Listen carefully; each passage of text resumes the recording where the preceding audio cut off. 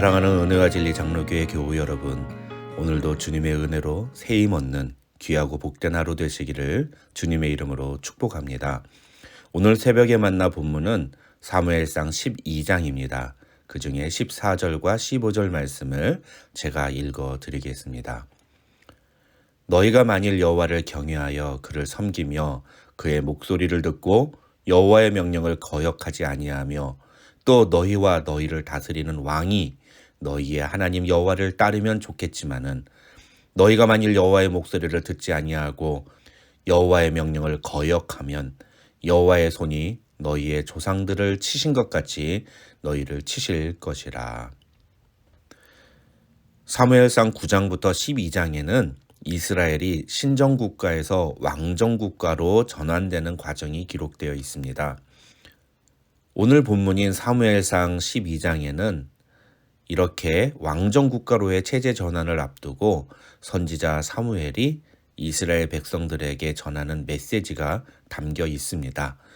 우리식으로 말하면 사무엘의 설교라고 할 수 있습니다. 오늘 본문에 기록된 사무엘의 설교의 내용은 크게 5가지로 내용이 구분됩니다. 첫째는 자신의 사역에 대한 회고가 1절부터 5절에 나오고요.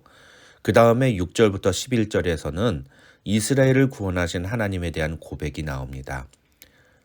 12절부터 15절에는 그런 하나님께 왕을 구한 이스라엘의 모습이 왜 하나님 앞에서 죄악인지에 대한 설명이 나옵니다. 그리고 16절부터 18절은 그런 사무엘의 말이 사실인지 아닌지를 하나님께서 징표로 증명해 주시는 장면이 나옵니다. 마지막으로 19절부터 25절에서는 이제 이스라엘 백성들을 향한 사무엘의 마지막 권면이 기록되어 있습니다. 먼저 1절부터 5절에서 사무엘은 자신이 선지자로서 또 제사장으로 사역하면서 혹시 부당하게 다른 사람의 것을 빼앗거나 사람들을 속인 것이 있는지를 묻습니다. 물론 사무엘은 그런 적이 없습니다. 그런데 사무엘이 이런 말을 하는 이유는 이스라엘 백성들에게 자신의 행동을 보고 자신을 신뢰한다면 자신이 지금부터 하는 말도 잘 들어달라는 의도를 표현한 것입니다. 그런 사무엘이 가장 먼저 전한 내용은 하나님이 이스라엘 백성들을 어떻게 인도하시고 구원하셨는지에 대한 것입니다. 하나님은 이스라엘 백성들을 애굽 땅에 들어간 후에 모세와 아론을 보내셔서 그들을 애굽에서 구원하셨습니다. 그리고 그들을 가나안 땅으로 인도하셨습니다. 그런데 그렇게 가나안 땅에 들어간 후 이스라엘 백성들은 하나님을 잊어버립니다.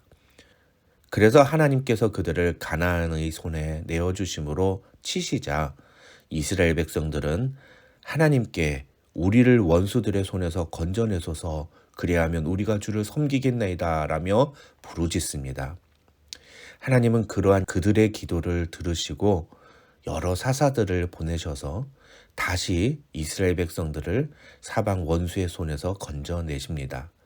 그런데 이제는 암몬왕 나하스가 치러오니까 또다시 하나님을 잊고 우리를 다스릴 왕이 필요하다고 이야기하고 있는 것입니다. 그래서 하나님은 이런 이스라엘 백성들의 요구대로 왕을 세워주셨다고 사무엘은 말합니다. 그러면서 14절과 15절에서 사무엘이 이렇게 말하고 있는 것입니다. 너희가 만일 여호와를 경외하여 그를 섬기며 그의 목소리를 듣고 여호와의 명령을 거역하지 아니하며 또 너희와 너희를 다스리는 왕이 너희의 하나님 여호와를 따르면 좋겠지만은 너희가 만일 여호와의 목소리를 듣지 아니하고 여호와의 명령을 거역하면 여호와의 손이 너희의 조상들을 치신 것 같이 너희를 치실 것이라. 그러면서 이런 자신의 말이 사실이라면 하나님이 우레와 비를 내리실 것이라고 이야기합니다. 17절을 보면 그 시기를 밀베는 때라고 표현하고 있는데 이 시기는 마치 지금 캘리포니아의 날씨와 같이 비가 잘 내리지 않는 때입니다. 그래서 밀을 베는 작업에 아무런 어려움이 없습니다. 그런데 그런 시기에 우리와 비가 내리면 밀을 베고 추수하는 일에 막대한 피해가 생깁니다. 그러니까 사무엘이 말한 대로 우리와 비가 내리는 것은 왕을 구한 것에 대한 하나님의 또 다른 징계가 되는 것입니다. 18절과 19절을 보시면 모든 백성이 여호와와 사무엘을 크게 두려워했다고 되어 있는데, 그것은 바로 이런 배경에서 생긴 마음인 것입니다. 이렇게 두려움에 사로잡힌 이스라엘 백성들은 사무엘에게 이런 말을 합니다. 당신의 종들을 위하여 당신의 하나님 여호와께 기도하여 우리가 죽지 않게 하소서. 우리가 우리의 모든 죄에 왕을 구하는 악을 더하였나이다. 여기서 뭔가 이상한 것을 느끼셨습니까? 이제까지 사무엘은 하나님이 이스라엘 백성들을 구원하셨다는 사실을 이야기했습니다. 그런데 이스라엘 백성들은 그런 하나님을 잊어버리고 결국은 하나님 대신에 자신들을 다스릴 왕을 구했습니다. 사무엘은 이것이 하나님 앞에 죄악이라는 사실을 지적했습니다. 그리고 하나님은 그것을 우레와 비로 증명하셨습니다. 그러자 이스라엘 백성들이 뭐라고 사무엘에게 말합니까? 당신의 하나님 여호와께 기도하여 우리가 죽지 않게 하소서라고 말합니다. 이스라엘 백성들은 아직도 정신을 못 차린 겁니다. 자기들이 무슨 죄를 지었는지를 깨닫지 못한 겁니다.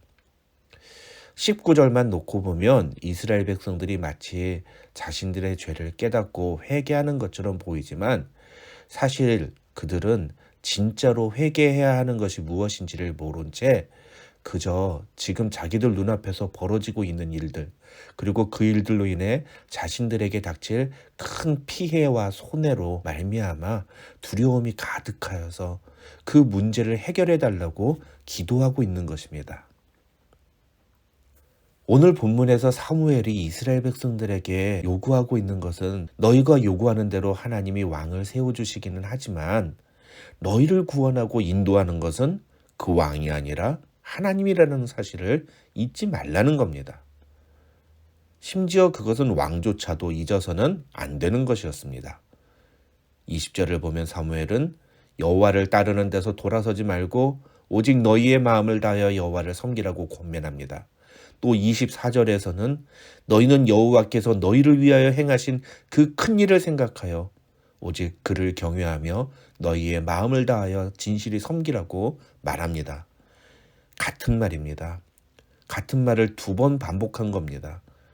성경에서 똑같은 내용이 2번 반복돼서 나오는 것은 그것을 강조하고 있다는 뜻입니다.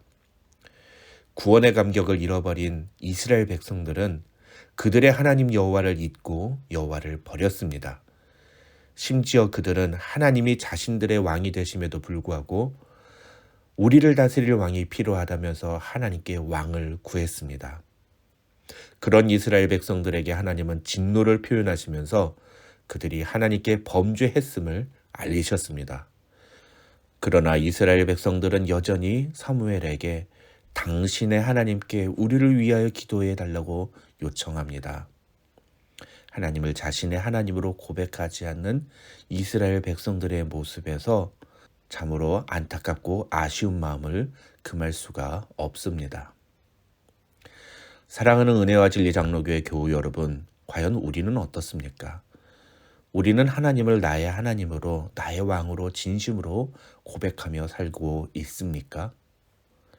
마태복음 7장 21절을 보면 예수님은 나더러 주여 주여 하는 자마다 천국에 들어갈 것이 아니요 다만 하늘에 계신 내 아버지의 뜻대로 행하는 자라야 들어가리라고 말씀하셨습니다. 예수님의 이 말씀은 어쩌면 오늘 본문에 등장하는 이스라엘 백성들을 가리켜 하시는 말씀같이 들립니다. 그렇다면 우리는 어떨까요? 하나님이 우리의 왕 되시며 예수 그리스도를 나의 진정한 주인으로 고백하며 살아가기 위해 우리에게 가장 필요한 것은 무엇일까요? 그것은 바로 구원의 감격을 회복하는 것입니다. 매일 아침 구원의 감격을 고백하며 사는 것입니다. 하나님이 나를 구원하셨다는 사실을 항상 잊지 않고 살아가는 것이 필요합니다. 그런데 그게 말처럼 쉽습니까? 절대 그렇지 않습니다. 목사인 저도 솔직하게 고백하면 항상 그것을 묵상하거나 그 감격 가운데 살아간다고 말하지 못합니다. 일상을 살아가다 보면 우리가 구원받은 백성이라는 사실을 잊어버리고 살 때가 많습니다. 심지어는 오늘 본문에 나오는 이스라엘 백성들처럼 하나님이 우리의 왕이신데도 불구하고 하나님 아닌 다른 존재를 마치 우리의 왕처럼 인식하며 살기도 합니다. 예를 들면 돈이 그렇고 생계가 그렇습니다.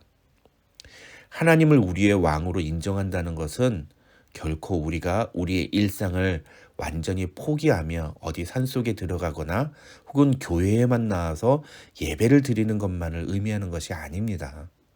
하나님은 이스라엘 백성들에게 왕을 주셨습니다. 마찬가지로 하나님은 우리에게도 일상을 허락하셨습니다. 우리가 세상 속에서 살아가는 것을 하나님은 정죄하지 않으십니다. 그러나 잊지 말아야 할 것은 그럼에도 불구하고 그 모든 상황 속에서 우리를 구원하시고 인도하시고 보호하시는 분은 오직 하나님이라는 사실입니다. 이스라엘이라는 나라는 신정국가에서 이제 왕정국가로 전환하게 되었습니다. 그러나 왕이 세워졌다 하더라도 이스라엘 백성들은 하나님을 자신의 왕으로 고백하며 살아야 했습니다. 하나님이 원하시는 것이 그것이었습니다. 그런데 그것에 실패함으로써 이스라엘은 계속해서 하나님께 큰 징계를 받게 됩니다. 오늘 우리의 삶도 마찬가지입니다. 하나님은 우리가 우리의 일상을 살아가는 것을 허락하십니다. 그러나 그 일상 속에서 우리의 삶의 모든 것을 다스리시며 주관하시며 책임지시며 인도하시며 보호하시는 분이 하나님이라는 사실을 인정하는 것이 필요합니다. 흔히 사업하시는 분들은 손님이 왕이라는 표현을 합니다. 그러나 우리 그리스도인들은 손님이 왕이라고 생각하면 안 됩니다. 하나님이 왕이십니다. 손님이 많이 찾아와야 내가 돈을 버는 것이 아니라 하나님께서 손님들을 보내주실 때 우리가 돈을 벌 수 있다고 생각해야 합니다. 그렇게 하나님이 보내주신 손님들을 극진히 대접하고 정성스럽게 섬기는 것이 사업하는 자의 바른 자세일 것입니다.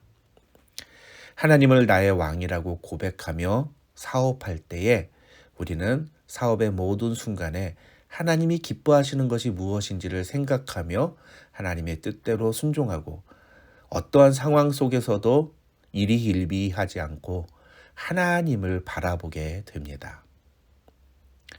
오늘 하루 우리를 구원하신 하나님의 은혜와 사랑을 기억하면서 하나님을 나의 왕으로 고백하며 예수 그리스도를 나의 주인으로 인정하며 살아가는 성도들이 되시기를 주님의 이름으로 축원합니다.